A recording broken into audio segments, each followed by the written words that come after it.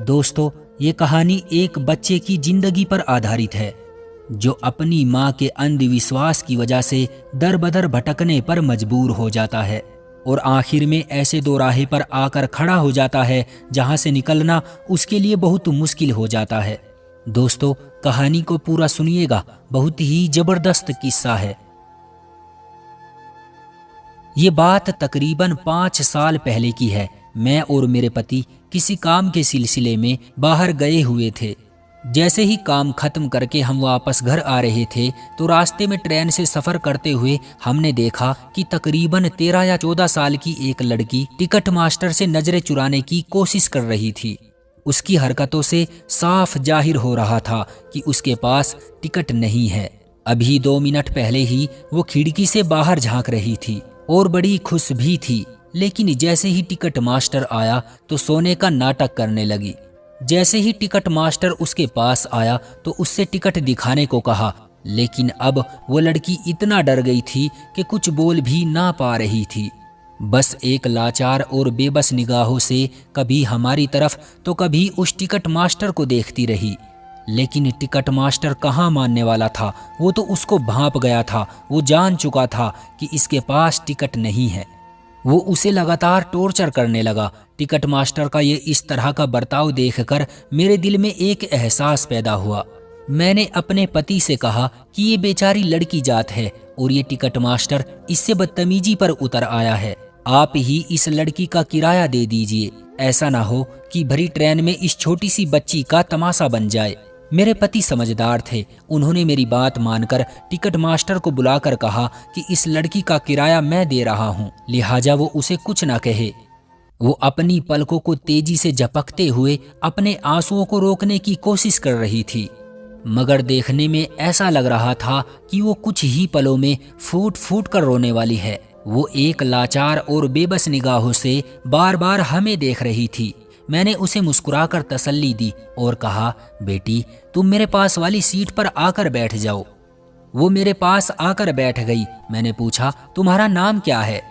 बोली, मेरा नाम महक है, मैं पिछले ही स्टेशन से ट्रेन में बैठी हूँ। मैंने पूछा, बेटी तुम्हें जाना कहाँ है? मेरे इस सवाल पर उसकी आंखों में अफसुर्दगी सी छा गई। बोली, मेरा कोई ठिकाना नहीं है और ना ही मेरी कोई मंजिल है। मेरे माँ बाप ने मुझे घर से निकाल दिया है। इतना कहकर वो फूट फूट कर रोने लगी। उसकी आंखों से अब आंसुओं का दरिया बहने लगा था। उसे देखकर मेरा दिल तड़प उठा। मैंने अपने पति की तरफ देखा और कहा, क्यों ना हम इस लड़की को अपने घर ले चलें? तो वो बोले, कैसी बातें कर रही हो, इसे कुछ पैसे दे दो ताकि ये अपना बंदोबस्त कर सके बस। लेकिन मैंने कहा, ये एक लड़की है और इसकी उम्र भी ज्यादा नहीं है। बेचारी कहाँ जाएगी? ये इस दुनिया में अकेली कैसे गुजारा कर पाएगी? वैसे भी इस दुनिया में दरिंदों की कमी नहीं है। अगर किसी को पता लगा कि ये बच्ची अकेली है तो हो सकता है या तो ये कल किसी कोठे पर मिले या फिर कोई इसको कहीं सुनसान राहों पर ले जाकर इसकी जिंदगी बर्बाद करके हमेशा हमेशा के लिए दर बदर भटकने पर मजबूर कर दे। और वैसे भी तुम्हें तो पता ही है, हमारे पास अभी कोई औलाद नहीं है। अगर हम इसको ले जाएंगे तो मुझे भी कुछ सहारा मिल जाएगा। इसको पढ़ा लिखा कर 4-5 साल के बाद इसकी किसी अच्छे से घराने में शादी करा देंगे और इस तरह से इस बच्ची की जिंदगी भी बर्बाद होने से बच जाएगी। खैर, मेरे पति मेरी बातों को सुनकर उसे घर लाने के लिए तो राजी हो गए, लेकिन वो फिर भी इस बात के खिलाफ थे। मैंने उस बच्ची को जब ये बात बताई कि मैं उसे अपने घर लेकर जाना चाहती हूँ तो वो बहुत खुश हुई और बोली, मैं आपका ये एहसान कभी नहीं भूलूंगी। मुझे उसकी ये बात बहुत भली लगी। मगर जब मैं उसे घर लेकर आई तो घर में एक तहलका मच गया। मेरी सास मुझ पर चिल्लाने लगी, तुम पागल हो गई हो? किसी अनजान लड़की को अपने घर में रखोगी? तुम्हें कुछ पता भी है, आजकल लोगों ने घरों में लूट करने का ये अच्छा तरीका अपनाया हुआ है। पहले घर में अपना बनकर घुसते हैं, उसके बाद घात लगाकर सब कुछ लूट कर भाग जाते हैं। बहू, कहीं ऐसा ना हो कि तुझे ये बहुत महंगा पड़ जाए। मगर मैंने अपनी सास की कही हुई एक बात न सुनी। बस सास की बातें सुनकर मेरे दिमाग में सिर्फ एक ही ख्याल चल रहा था कि मेरी सास पूरे घर का काम हमेशा मुझसे ही करवाना चाहती है। वो नहीं चाहती कि कोई घर के काम में मेरा साथ दे। इसीलिए वो मुझे बार बार मना कर रही थी। वक्त इसी तरह पर लगाकर उड़ने लगा। दिन महीने और महीने साल में गुजरते चले गए। महक मेरी खूब मन लगाकर दिन रात खिदमत करती थी, मगर मुझे 3 साल गुजरने के बाद इस बात का इल्म हुआ कि मेरी सास ने जो कुछ कहा था मुझे वो सब कुछ सच होता नजर आ रहा था। मुझे कभी किसी पर शक करने की आदत नहीं थी, लेकिन एक रात मुझे ये सब भी करना पड़ गया। रात के तकरीबन 2 बजे हुए थे। मेरी अचानक नींद से आंखें खुली तो देखती हूँ कि मेरे पति कमरे में मौजूद नहीं है। मुझे कुछ शक हुआ, मगर मैंने नज़रअंदाज कर दिया। अगले दिन फिर ऐसा ही हुआ, लेकिन मैंने फिर भी नज़रअंदाज किया। जब ये सिलसिला 4-5 दिन तक लगातार चलता रहा तो मुझे अपने पति पर शक होने लगा। आखिर इतनी रात को ये रोजाना उठकर कहाँ जाते हैं। अगले दिन मैंने सोचा कि आज मैं पूरी रात नहीं सोऊंगी, और मैंने ऐसा ही किया। लाख नींद आने के बावजूद भी मैंने नींद को खुद पर हावी नहीं होने दिया। जैसे ही रात के 2 बजे मेरे पति कमरे से बाहर निकले, मैं भी आहिस्ता आहिस्ता कदमों के साथ उनके पीछे चल पड़ी। मैं ये देखकर हैरान हो गई कि मेरे पति के कदम महक के कमरे की तरफ बढ़ रहे थे। मन ही मन मुझे बहुत दुख हो रहा था कि कहीं ये बात सच ना हो, और साथ ही साथ मुझे अपनी सास की बातें भी याद आ रही थी कि काश मैं उस वक्त अपनी सास की बातें मान लेती। लेकिन मैं खुद को अपनी सास की नज़रों में हारा हुआ साबित नहीं करना चाहती थी। जैसे ही मेरे पति धीरे से दरवाजा खोलकर कमरे के अंदर दाखिल हुए तो मैं भी दरवाजे के पास छुपकर उन्हें देखने लगी। महक का चेहरा देखा तो बिल्कुल भी खुश नहीं थी। वो देखने में बिल्कुल ऐसी लग रही थी जैसे कि उसे कोई गम खा रहा हो। उसने मेरे पति को देखते ही मुंह फेर लिया, लेकिन मेरे पति उसे घूर घूर कर देख रहे थे और बार बार उसकी तरफ हाथ बढ़ाकर इशारों ही इशारों में उसे कुछ बताने की कोशिश भी कर रहे थे। लेकिन महक खुद को पीछे की ओर धकेल रही थी। ये सब देखने के बाद मैं अपने होश खो बैठी और मुझे ऐसा महसूस होने लगा कि जैसे कि मेरे पैरों के नीचे से जमीन ही खिसक गई हो। मैं तुरंत तेजी के साथ भागकर अपने कमरे में आई और फूट फूट कर रोने लगी। अब मेरा शक यकीन में बदल गया था, लेकिन मैं कर भी क्या सकती थी। मैं किसी को कुछ बता भी नहीं सकती थी, क्योंकि मैं ही इस लड़की को जबरदस्ती अपने घर लेकर आई थी। अगर मैंने किसी को इसके बारे में कुछ बताया तो मेरी बहुत बदनामी होगी। मेरी सास और खानदान वाले मुझे ताने दे देकर ही मार डालेंगे। अगले दिन महक ने मुझसे कहा कि या तो मुझे अपने कमरे में या दादी अम्मा के पास रहने की इजाजत दें। मैं उसकी ये बातें सुनकर हैरान थी। मैंने उससे कहा, आखिर ऐसी क्या बात है जिसकी वजह से तुम अपना कमरा बदलना चाहती हो। वो कुछ न बोली और चुप हो गई, लेकिन देखने में बिल्कुल ऐसा लग रहा था जैसे कि वो बहुत डरी हुई है। मैंने उससे जबरदस्ती पूछने की कोशिश की, आखिर क्या बात है, लेकिन उसने सिर्फ इतना ही जवाब दिया कि मुझे अकेले में डर लगता है, और इतना कहकर उसने बात को रफा दफा कर दिया। लेकिन उसकी ये बातें सुनकर मैं अंदर से खुश थी, क्योंकि मैं समझ चुकी थी कि शायद इस लड़की की कोई गलती नहीं है। हो सकता है कि सारी गलती मेरे पति की ही हो, वही इसको जबरदस्ती टॉर्चर कर रहा हो। मैंने अपनी सास से महक को उसके कमरे में रहने की इजाजत देने की बात की, लेकिन मेरी सास ने साफ इनकार कर दिया। कुछ दिन बाद खुदा का करना ऐसा हुआ कि मेरे पति का ट्रांसफर हो गया और वो जॉब करने के लिए किसी दूसरे शहर चले गए। अब मुझे महक बहुत खुश नजर आ रही थी। ऐसा लग रहा था जैसे कि अब उसे किसी बात का डर ना हो। मैं भी उसे कहीं और नहीं भेजना चाहती थी, क्योंकि मैं नहीं चाहती थी कि लोग मुझ पर उंगलियां उठाएं कि जवान बेसहारा लड़की को घर से निकाल दिया, और वैसे भी मैं उसे उसकी हिफाजत करने के लिए लेकर आई थी। मेरे पति को गए हुए तकरीबन 2 महीने ही गुजरे थे कि मुझे वो खुशखबरी मिली जिसे सुनने के लिए हर इंसान के कान तरसते हैं। मैं उम्मीद से थी और खुशी से फूले ना समा रही थी, मगर अपनी सास का रवैया देखकर मुझे बहुत मायूसी हुई। ये बात सुनने के बाद भी वो मेरे साथ अच्छा बर्ताव नहीं कर रही थी। बच्चे की पैदाइश में चंद दिन ही रह गए थे। महक ने मेरी खूब खिदमत की, मगर कुछ दिनों से मैं महसूस कर रही थी कि वो अपना चेहरा ढक कर रखती है। मैं उसे ऐसे देखकर समझ नहीं पा रही थी कि ये ऐसा क्यों कर रही है। खैर, मैंने एक दिन महक से पूछ ही लिया तो वो बोली, मुझे स्किन एलर्जी हो गई है। चेहरे पर अजीब तरह के दाने निकले हुए हैं जिन्हें मैं छुपाकर रखने में बेहतर महसूस करती हूँ। महक की बात सुनकर मुझे बहुत अफसोस हुआ। मैंने सोचा उसे किसी स्किन स्पेशलिस्ट के पास ले जाऊंगी, मगर फिर वक्त नहीं मिला। महक के बारे में सोचने का होश ही ना रहा, क्योंकि मेरी डिलीवरी का टाइम बहुत नजदीक था और आखिरकार वो दिन आ ही गया जब मेरे यहाँ एक खूबसूरत बेटा पैदा हुआ। मेरी सास भी पोते को देखकर मेरी कदर करने लगी। बच्चे की पैदाइश के मौके पर हलीमा दाई ने मेरा बहुत साथ दिया। बच्चे के मामलात से फारिग होकर उन्होंने महक को पास बुलाया और बोली, बेटी मेरी बात जरा गौर से सुनो। तुम्हारी माँ की हालत नाजुक है, ऐसे में उन्हें 40 दिन तक लगातार मालिश की जरूरत है, वरना ये बीमार भी पड़ सकती है। बल्कि दूसरे बच्चे की पैदाइश के वक्त और भी ज्यादा परेशानी होगी। और ऐसे दिनों में अगर सर्दी वगैरह का मौसम हो तो फिर सारी उम्र ये दर्द जोड़ों से नहीं जाता। अगर अपना ख्याल ना रखा तो उम्र भर सेहतमंद नहीं हो सकेगी। दाई और सास की बातों ने महक को डरा दिया था। उन्होंने महक से मिन्नतें की कि मुझे रोजाना वक्त पर मालिश कर दिया करे। दाई की बात सुनकर महक उलझन में पड़ गई। बोली, मैं आपके बाकी सारे काम कर दिया करूंगी, मुझे इस तरह के कामों से दूर ही रखें, और वैसे भी मुझे इस तरह के कामों का कोई तजुर्बा नहीं है। खुदा ना करे कि अगर मुझसे कोई गलती हो गई तो मुझे ही जिम्मेदार ठहराया जाएगा। इतना कहना था कि मेरी सास गुस्से से लाल हो गई। लड़की, तुझे शर्म नहीं आती? इतने सालों से तुझे इस घर में बिठाकर खिला रहे हैं, तुझे मना करते हुए शर्म नहीं आ रही? आखिर तू ऐसा बोल भी कैसे सकती है? जब ये वक्त खुद तुझ पर आएगा तो तुझे तब समझ आएगी। चल, जितना कहा है उतना कर। मेरी सास मेरे साथ कभी भी दो प्यार भरे शब्दों से नहीं बोली, लेकिन आज वो मेरी भर भर कर हिमायत कर रही थी। उस दिन के बाद से महक मेरी रोज मालिश करने लगी, मगर उसका चेहरा अक्सर नकाब से ढका होता था।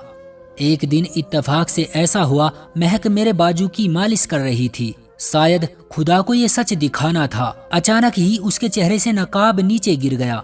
मैं महक को देखकर हैरान रह गई। मेरी आंखें उसके चेहरे को देखकर फटी की फटी रह गई।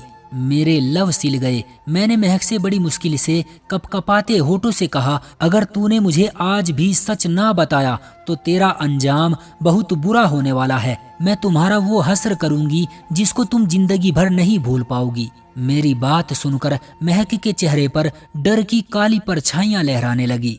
मैंने कहा, महक, अगर तुम सच बता दोगी तो मैं खुदा की कसम किसी से तुम्हारे बारे में कुछ नहीं कहूंगी, लेकिन अगर तुमने मुझसे झूठ बोला तो मैं तुम्हें अभी और इसी वक्त पुलिस के हवाले कर दूंगी। महक कपकपाते हुए होठों से बोली, मेरा ताल्लुक एक निहायत ही गरीब घराने से है, मगर गरीब होने के साथ साथ हमारे घर परिवार में अंधविश्वास भी भरा पड़ा है। मेरे माँ बाप, जो बेटियों की पैदाइश के हमेशा से ही खिलाफ थे, उन्हें अल्लाह ने 5 बेटियां दी थी। जब छोटी बेटी की पैदाइश हुई तो जैसे अब्बा के अरमानों पर पानी फिर गया था, और आखिरकार उन्होंने सोचा कि शायद इस बीवी से अल्लाह बेटियां ही देता रहेगा, क्यों ना दूसरी शादी कर ली जाए। अभी इस बात की चर्चा घर में हुई ही थी कि मेरी माँ को अपनी हुक्मरानी खतरे में पड़ती दिखाई दी। वो दिन रात अल्लाह के सामने गिड़गिड़ाने लगी कि किसी तरह एक बेटे की माँ बन जाऊं, मगर ये कुदरत के काम है, देर सवेर तो हो ही जाती है। एक दिन वो उदास बैठी थी कि एक औरत मेरी माँ के पास आई और बताया कि पड़ोस के गांव में एक तांत्रिक आया हुआ है। उनका कहना है कि उनके पास एक ऐसी दवाई है जिसे खाकर बेटा पैदा कर सकती हो। उस कमबख्त औरत की ये बातें सुनकर मेरी माँ की तो जैसे उम्मीद भर आई। माँ ने सोचा, आखिर इसमें हर्ज ही क्या है, और फिर अब्बा से भी शर्त रख ली कि अगर इस बार बेटा पैदा ना किया तो बेशक दूसरी शादी कर लेना। फिर उस तांत्रिक के पास गई तो उन्होंने एक दवाई पानी में घोलकर खाने को दी और बोले कि जब बेटा पैदा हो जाएगा तो उसे मेरे पास लेकर जरूर आना, वरना बहुत बड़ा नुकसान उठाओगी। अम्मा को और क्या चाहिए था, वो खुशी खुशी घर आई।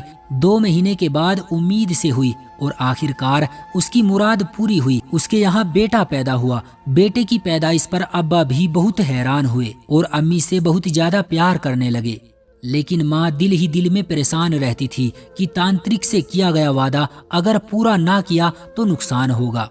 और इसी कसमकस में 13 साल गुजर गए। अम्मा अपने वादे को पूरा ना कर सकी क्योंकि मेरे अब्बा भी इन बातों पर यकीन नहीं करते थे। अम्मा का वो बेटा मैं ही था। एक दिन अब्बा किसी काम से बाहर गए हुए थे तो अम्मी ने मुझे इस बारे में सब कुछ बताया कि मेरी पैदाइश किस तरह से हुई है और उस तांत्रिक से क्या वादा किया हुआ है। फिर मुझे बहला फुसलाकर उस तांत्रिक के पास लेकर चली गई। मुझे बहुत डर लग रहा था। तांत्रिकों के बारे में मेरे ख्यालात अच्छे नहीं थे। उसके चेले हमें देखकर खुश हो रहे थे। अम्मा से कहने लगे कि कहाँ थी इतने दिन तक, बेटा मिल गया तो हमें भूल गई। क्या मैंने तुझे बताया नहीं था कि अगर तू इसको हमारे पास लेकर ना आई तो बहुत बड़ा नुकसान उठाना पड़ सकता है।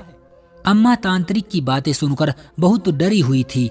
थोड़ी देर चुप रहकर बोली कि बाबा मुझे बताइए कि अब क्या करना है, क्या इसका कोई अब उपाय नहीं है। कुछ देर तंत्र मंत्र पढ़ने के बाद तांत्रिक मेरी अम्मा से बोला कि तूने यहाँ आने में बहुत देर कर दी है। इस बच्चे को अब हमारे हवाले कर दे वरना ये बच्चा अपनी जान से हाथ धो बैठेगा। ये सुनकर अम्मा बहुत घबरा गई और मुझे उस मक्कार तांत्रिक के हवाले करके वापस घर चली गई। मैंने वहां पर उन लोगों से मिन्नतें की कि मुझे मेरे घर जाने दो, मगर किसी ने भी मेरी एक न सुनी।